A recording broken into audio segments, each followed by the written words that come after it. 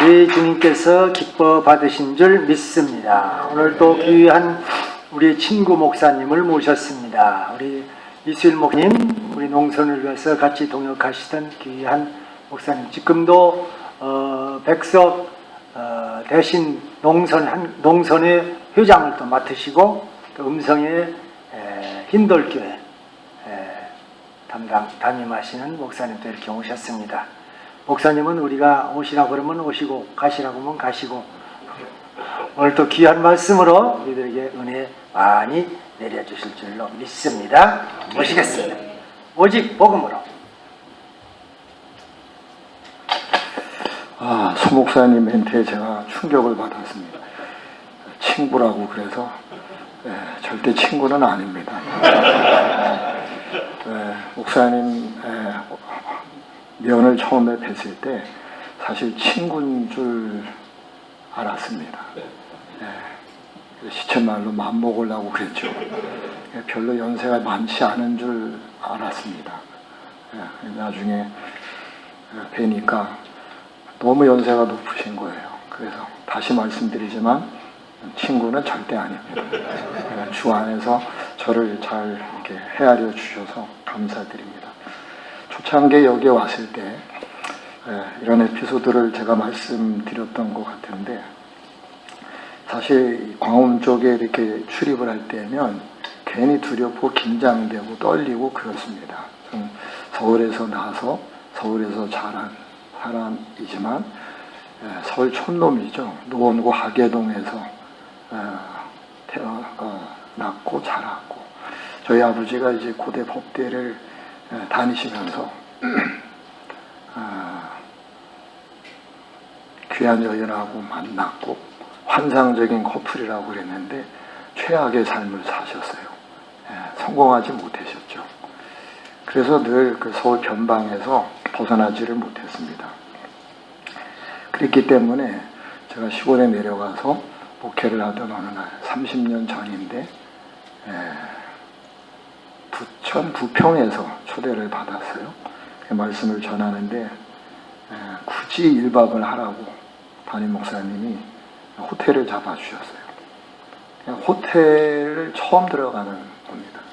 그러니까 들어갈 때부터 막 온몸에 긴장이 되고 여기서 어떻게 잘 수 있을까 걱정이 되고, 그래서 하룻밤 들어가 보니까 굉장히 호텔이 호텔스럽더라고요. 모든 게 다 갖춰져 있고 잠이 안 와요. 너무 비싸니까 빨리 잔다는 건 손해보는 것 같고, 그래서 계속 왔다 갔다 밤을 거의 지새운 것 같습니다. 근데 냉장고를 연 게 제 인생의 화근이었어요. 냉장고를 열어보니까 온갖 음료와 간식과 포도주와 뭐 여러 등등이 가득 채워진 거예요. 이래서 사람이 호텔 하는구나, 그런 생각을 제가 했죠. 그래서 이것도 꺼내 먹고 저것도 꺼내 먹고 계속 꺼내 먹었습니다. 거의 탈이 날 만큼 음식을 다 꺼내. 그래도 뭐 한 80% 정도가 남은 것 같아요. 그 다음날 그래서 제 가방에 다 쌌죠. 대단한 것들을 하나도 남김없이 다 쌌습니다. 가방이 꼭 물건 장사가 된 만큼 그렇게 때려 싣고 러비에 가서 길을 반납하는데 뭘 먹었냐는 거예요. 그래서 기타 등등을 먹었다. 그리고 남은 건 여기 다 쌓아고 왔다. 그랬더니 충격적인 사건이었죠. 그걸 다 카운트하더라고요. 저는 그럴 줄은 세상에 몰랐던 거예요. 그냥 호텔에 들어오면 그걸 다 제가 누릴 수 있는 권리가 있는 줄 알았지, 그게 계산을 한다는 생각은 꿈에도 못했죠. 얼마나 긴장을 했겠어요, 촌 목사가.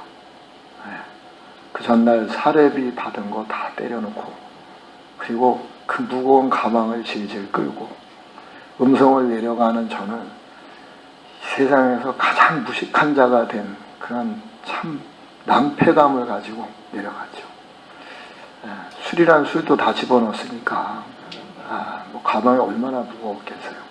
그 뒤로는 호텔은 근처도 안 갑니다. 그리고 모텔도 그 안에 들어가서 먹을 수 있는 것조차도 제가 잘 안 건드리죠. 그래서 광화문에 오면 어디서 잘까? 이게 이제 저희 숙제인데, 여기서 한 7분 정도 올라가면 아로마라고 하는 거의 80년대 여관이 하나 있습니다. 방도 아주 굉장히 작죠. 근데 거기서 잠을 자면 이 세상에서 제일 큰 행복이 제 안에 있어요. 호텔도 아니고 냉장고도 없고 뭐 열어봤자 아무것도 없는 그곳에서 잠을 잘 수 있다는 게 그렇게 행복한 거예요.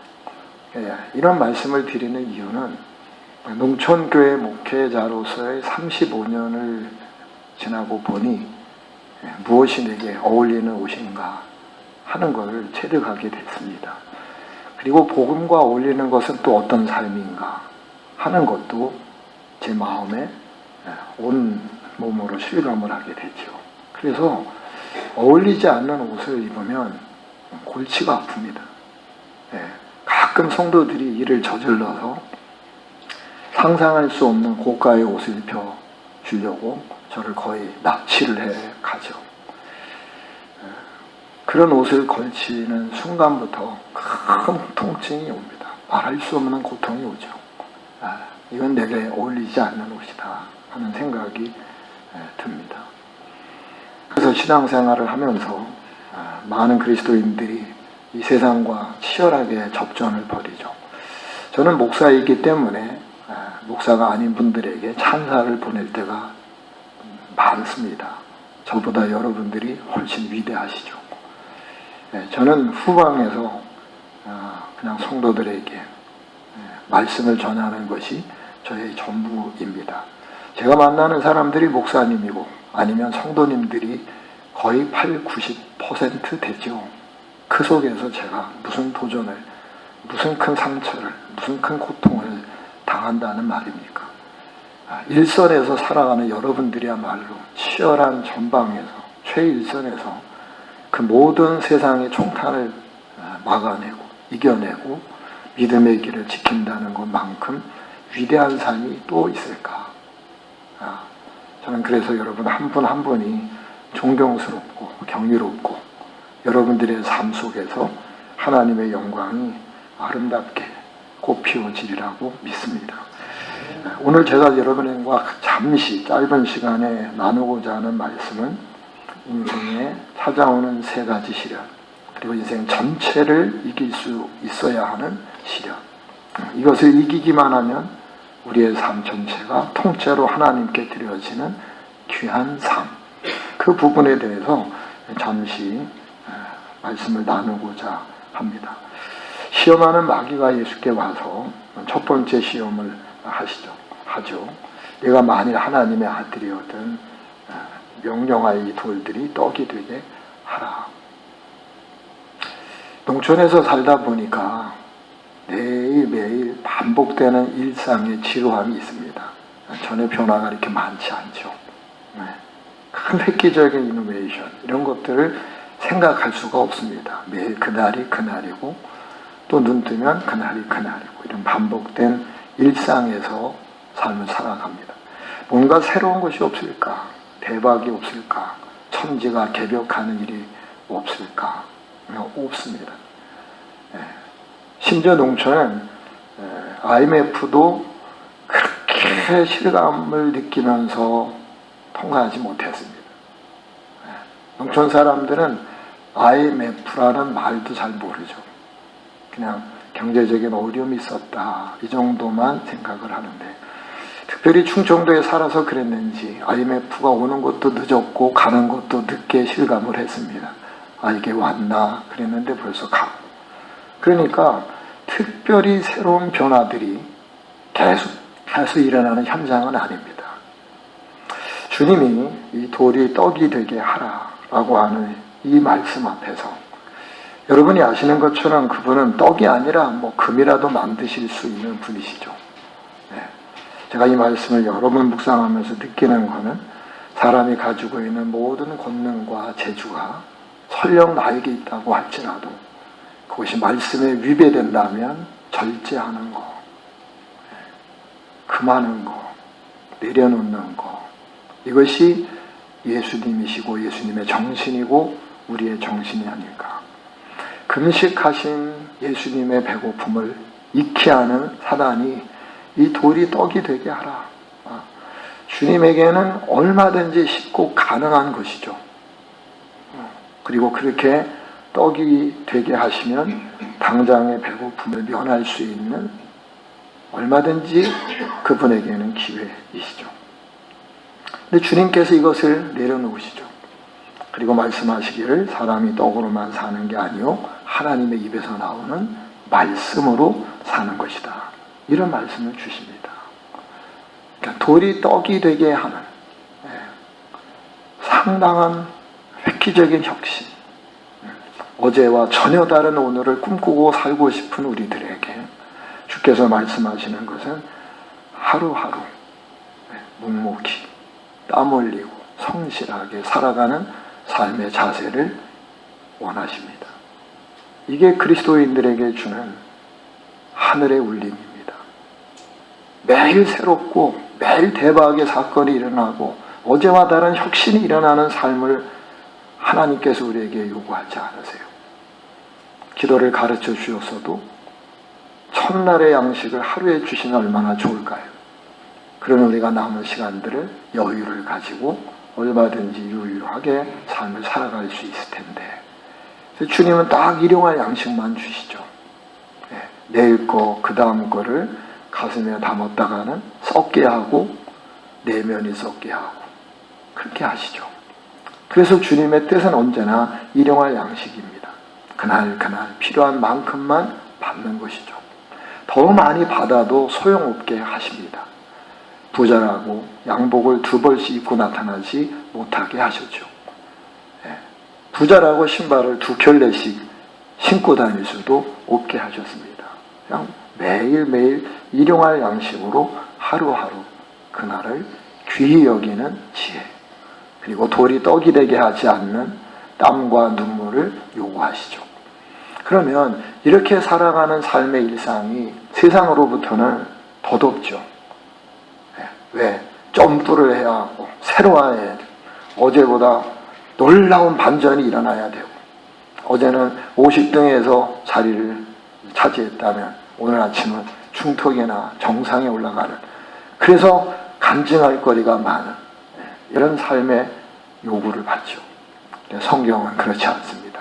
매일매일 하루하루의 삶, 눈물과 땀과 그리고 기도가 배인 삶, 이런 삶을 살아내는 것이 주님의 정신이고 우리를 향한 주님의 뜻이죠. 따라서 매 순간마다 삶을 살아내는 성도들이 제 입장에서 보면 너무나 귀하고 너무나 아름다운 거예요.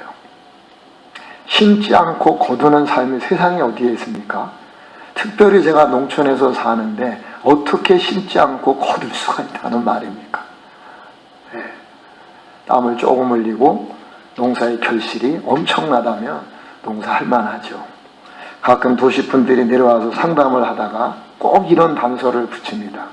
저도 이제 다 인생 끝내고 퇴직을 하면 농촌에 내려가서 쉬엄쉬엄 농사나 짓겠습니다. 꼭 그 단어를 붙여요. 쉬엄쉬엄 젖소를 키우고 목장을 하겠습니다. 쉬엄쉬엄이 되는 농사가 하나도 없고요. 쉬엄쉬엄 이루어지는 목수업이 있을 수가 없습니다. 땅 100평이 여러분들 눈에는 우습지만 거기에 잔디 깔아놓으면 죽을 때까지 고생을 면할 길이 없습니다. 전혀 없죠. 그러니까 매 순간마다 눈물과 땀이 얼룩진 삶을 살아내는 거죠. 그리고 수요일날 허기진 배를 움켜쥐고 밥도 못 먹은 채 저녁 예배에 나타나는 그 사람들의 삶이 어떻게 하나님으로부터 경여김을 받겠습니까? 어떻게 목사가 거룩한 성직이라고만 제한할 수 있겠어요? 농사를 짓는 사람도 귀한 성직을 수행하다가 오는 것 아니겠습니까? 그러니까 그들의 눈물과 땀과 정신을 저는 기꺼이 찾아내서 격려할 수밖에 없습니다. 그렇다고 제가 처음부터 그러면 굉장한 도를 깨달은 사람처럼 산 존재냐? 그렇지는 않죠. 저도 양질의 교인을 원했던 목사입니다. 그러니까 농촌에 내려가면서 제 꿈이 산산이 부서진 것이죠. 첫 교인으로 나타난 할머니 한 분이 정말 상품으로 말하면 바겐세일에 속할 만큼의 그런 작은 분이시죠. 61살에 들어오셨어요. 욕은 기가 막히게 잘합니다. 인생의 4박자 중에 하나를 소개하는 거예요. 욕을 그렇게 잘하세요. 제가 모든 욕을 그 할머니에게 배웠습니다. 그리고 술을 그렇게 좋아해요. 담배는 하루에 2갑씩 태우고, 그리고 글을 모르고. 그러니까 오시면 시작할 때부터 자고, 축도하면 정신이 말짱해서 집으로 돌아가는 그런 교인입니다. 그래서 제가 하나님 앞에 푸념을 했습니다. 하나님, 아니 동네 이장이 먼저 나오게 하고 부녀회장이 먼저 나오게 하면 어디 덧납니까? 장사도 계시가 중요한데 첫 계시가 어디서 이런 할머니를 저에게 붙여줍니까? 좀 고등학교 정도라도 아니면 최소한 중학교 정도라도 졸업장을 가지고 있는 분이 나타나면 아니 좀 괜찮지 않습니까? 저는 주님께 푸념했지만 주님은 저에게 탄식하는 시간이었을 겁니다. 그래서 저를 바꿔가시죠. 저는 그 할머니를 보면서 굉장한 자존감이 상한 느낌? 마치 내 옆에 우리 소 목사님이나 최철 교수님이나 이런 귀한 분들이 옆에 있으면 어깨에 좀 힘을 주고 우리 교회에 성악가 있다. 우리 교회 회장님 계시다. 우리 교회에 장관 있다. 그러면 하나님도 어깨에 힘이 좀 주어지실 테고 나도 뽀다구가 날 텐데 어서 이상한 할머니를 하나 앉혀놓고 그냥 졸기만 하고. 그래서 제가 할머니한테 그랬어요. 할머니가 자면 전교인이 자는 거다고. 한 사람이니까. 그런데 그 할머니 한 분이 사람 될 것 같지 않은 분이, 교인 될 것 같지 않은 분이 하나님의 은혜 속에서 바뀌어가더라는 겁니다. 성령의 충만을 경험해요. 불을 받습니다. 그리고는 술과 담배를 하루아침에 세상을 날려보내요. 그를 모르다 보니까 하루 종일 녹음기를 들고 찬송가를 듣는 게 그분의 일입니다. 그러다 보니 그를 암송하면서 그를 배우기 시작해요. 그러면서 일생을 살아갑니다. 30년이 지난 재작년에 권사님으로 주님의 품에 안기셨어요. 사람이 멋지게 살아가는 그냥 굉장히 어떤 변화를 추구하고 쉽게 막 새로워지고 아니면 정말 귀한 사람들 이런 사람들을 제 옆에 있게 하면서 저를 이상하게 변질시키지 않으셨습니다. 뚜벅뚜벅 걸어가는 목회자의 걸음을 허용하셨죠. 그리고 사람 하나하나를 함부로 보지 않는 마음을 주셨습니다. 고위공직자라고 함부로 엎드리지 않게 하셨고 고아와 나그네가 들어온다고 해서 제가 외면하지 않게 하셨어요. 그리고 이런 교인들을 날마다 바라보면서 제가 바뀌게 하셨습니다. 돌이 떡이 되게 하는 것보다 더 귀한 것은 하나님의 말씀으로 살아가는 힘입니다. 그분의 정신이 내 안에 흘러들어오는 은혜죠. 은혜. 두 번째 사단의 시험은 거룩한 성, 높은 성으로 주님을 모시고 갔습니다. 성전 꼭대기에 세우고 내가 만일 하나님의 아들이거든 뛰어내려라. 일종의 찬란한 쇼죠. 서커스 같은 삶이죠. 슈퍼스타 같은 삶을 유혹하는 것입니다. 농촌에서의 저의 삶은 그런 삶이 전혀 무관한 것입니다. 슈퍼스타 같은 삶이 될 수가 없죠. 멋지고 쇼맨십이 통하는 곳이 아니게 하셨습니다. 그 높은 곳에서 뛰어내려라. 시편에 있는 말씀을 통해서 사단의 도전을 받습니다. 저는 이 말씀에 의미하는 바가 뭘까요? 다양하게 해석하지만 저에게는 말씀의 사유화, 말씀을 자기 마음대로 끌어들여서 필요할 때마다 써먹는 말씀의 사유화, 이게 신앙의 변질입니다. 변질. 우리가 말씀 안으로 가는 것입니다. 우리가 말씀 앞에서 깨지는 거죠. 우리가 말씀 속에서 위로를 받는 거고, 말씀 속에서 새로운 변화가 일어나는 것이죠. 우리가 말씀으로 가는 것입니다. 그러나 우리가 말씀의 사유화의 현상이 일어나, 말씀이 내게로 와서 나의 편의를 위해서 말씀이 조정되기를 원하죠. 하나님을 그렇게 우리가 부리죠. 부림받는 종으로서의 삶의 영광보다는 나를 위한 하나님을 간증하기를 원하는 마음이 우리의 내적인 유혹입니다. 많은 사람들이 간증을 하지만 그 껍질을 벗겨보면 자기를 사랑하고 자기를 위해 움직여줬던 하나님에 대한 고마움 얘기죠. 주를 믿고 인생에 대해 반전이 일어난 많은 신앙의 선진들의 이야기 가운데서 필요한 것만 골라내죠. 그리스도를 영접하는 순간 재산의 절반이 날아간 삭개오의 기쁨은 무망한 일이죠. 예수 믿고 난 다음에 얼마나 삶이 폼나는 삶으로 바뀌었는가, 여기에 초점을 맞추다 보니 부자가 간증을 하고 1등이 간증을 하고 사법고시에 패스한 사람이 간증을 하는 세상이 왔죠. 예수 믿고 난 다음에 재산이 절반이 날아, 그러나 삭개오는 그것을 스스로 내놨는데도 기쁨이 충만한 그 신비는 도대체 어디로 갔습니까? 옥합을 깨뜨리고 난 다음에 춤을 추는 여인의 감동은 세상에 어디로 가버렸습니까? 우리는 옥합을 한 병도 깨뜨릴 이유가 없죠. 10개도 부족하죠. 100개를 간직하면서 이게 하나님의 은혜다 이렇게만 이야기하죠. 세상에 나를 보여주려고 하는 신앙만큼 부질없는 것이 어디 있을까?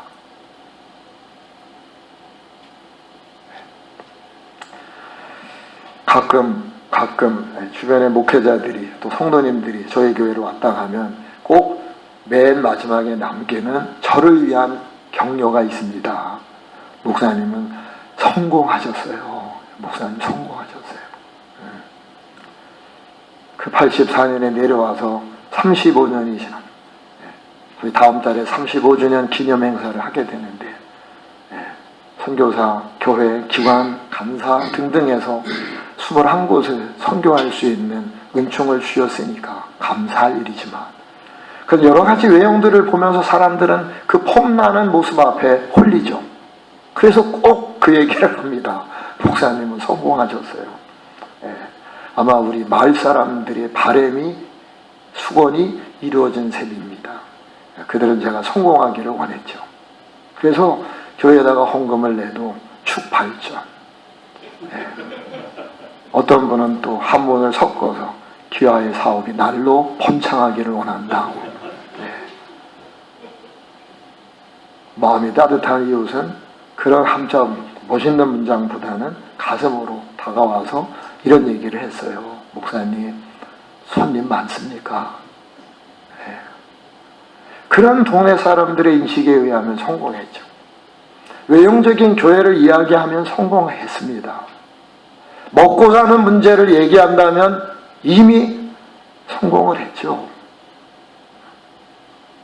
그러나 그게 복음 어디에 성공이라는 단어에 결합될 수 있는 내용이겠습니까? 예수님을 만나고 보니 죄가 태산 같고, 예수님을 만나고 보니 그 태산 같은 죄가 어느 날 다 사라졌습니다.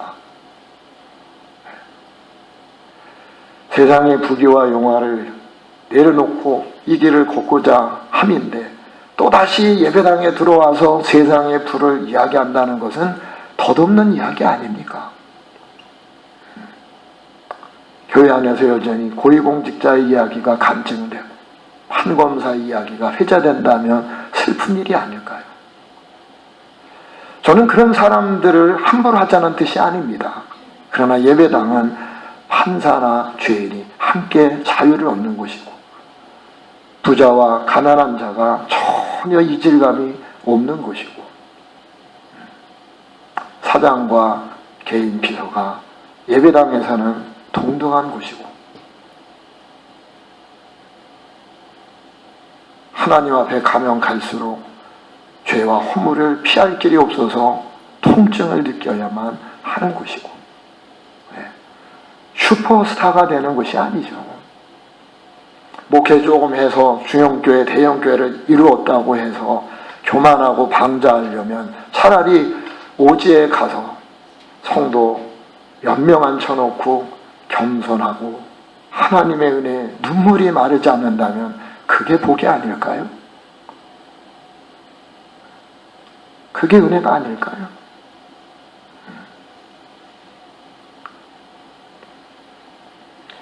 내가 얼마나 멋있는 삶을 만들어서 그걸 가지고 하늘 길려서 간증하는 따위의 삶에 현혹되지 않았으면 좋겠습니다. 죽는 날까지 울고 또 울고. 마지막 세 번째, 사단이 거룩한 세상 그리고 아주 화려한 세상, 찬란한 세상을 보여주면서 경배하라 라고 말하죠. 주께서 아주 단호하게 말씀합니다. 사탄아 물러가라. 기록되었을 때 주 너희 하나님께 경배하고 다만 그를 섬기라. 세상을 얻기 위해서 세상에 고개를 숙이는 것, 그게 우리의 유혹 아닙니까? 성공하기 위해서 엎드리는 것, 진리가 아닌 곳에 마음을 두는 것. 글쎄 모르겠습니다. 엊그제 인터넷에 그런 기사가 올라왔더군요. 황교안이라고 하는 분이 크리스찬인데 큰 절에 큰 스님을 만나서 그 절에 들어가서 절하지 않은 것도 물론 합장하지 않은 것이 화제가 됩니다. 큰 스님 앞에 합장하지 않는 이것 때문에 뭐 구설수에 오르기도 하고 뭐 여러 가지 일들이 있지만 세상을 얻기 위해서 세상 앞에 엎드리고 성공을 위해서 아무에게나 절하고 그리고 없는 소리하고 아양 떨고 진리를 사고 팔고 그렇게 할 수는 없죠. 우리의 마지막 자존심은 세상에 엎드리지 않는 겁니다. 어떤 누가 지나가도 엎드릴 수 없죠. 오직 나와 여러분들의 죄를 사해주고 우리를 영생에 이르게 하기 위해서 당신의 피와 살을 쏟아내신 예수님에게만 우리의 경배가 유일할 뿐입니다. 다양성의 시대, 그래서 포용성이 사람들이 큰 자다, 귀한 자다, 여유로운 자다 이렇게 칭찬받는 시대에서 그러나 우리는 진리의 외로움을 사수할 수밖에 없습니다.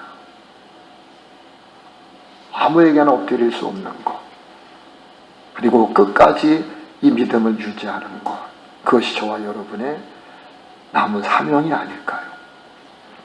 저는 한국 농선회를 출입하면서 정말 늘 감사하고 감동을 받습니다. 우리 소 목사님의 저 젊은 열정에 감동을 받고 또 김계정 목사님 인간문화재, 저는 그렇게 생각합니다. 인간문화재죠. 정신없는 분이죠. 세상이 보면 답답한 분이죠. 그러나 저런 열정을 가지고 있는 분 때문에 농선회가 되죠. 이런 교수님이 이른 아침부터 하나님을 찬양해 드리고 반주하는 분, 봉사하는 분, 사랑하는 여러분, 어떻게 꽃 한 송이가 폈다고 봄이 왔다고 말할 수 있겠어요? 나무 한 그루가 어떻게 그냥 우뚝 섰다고 숲이라고 말할 수 있을까? 한국 농선회가 오늘 이 아름다운 거룩한 숲을 이룬 것은 어느 한 사람만의 열정이 아니잖아요. 여러분 한 분 한 분이 같이 나무가 되고 벗이 되고 꽃이 되어서 거룩한 땅에 농소내라는 숲을 이루시지 않았습니까? 여러분 때문에 지방에 있는 목사들이 위로를 받습니다. 저는 여기만 올라왔다 내려가면 큰 감동에 휩싸입니다. 광화문 그 한복판에서 우리를 위해 기도해 주는 귀한 분들이 계시다. 이걸 어떻게 표현하겠습니까? 많은 목사들이 지치고 힘들고 사모들이 가슴앓이 하고 있는 그 많은 오지의 주의 종들에게 여러분의 기도는 그분들을 다시 회복하는 힘이 될 거고, 배고플 때마다 위로가 될 거고, 배부름이 될 거고, 지칠 때마다 여러분들의 기도는 로뎀나무에 하나님의 은혜가 될 겁니다. 감사합니다. 여러분의 신앙 속에서 하나님의 나라가 번성하게 되리라 믿습니다. 기도하겠습니다.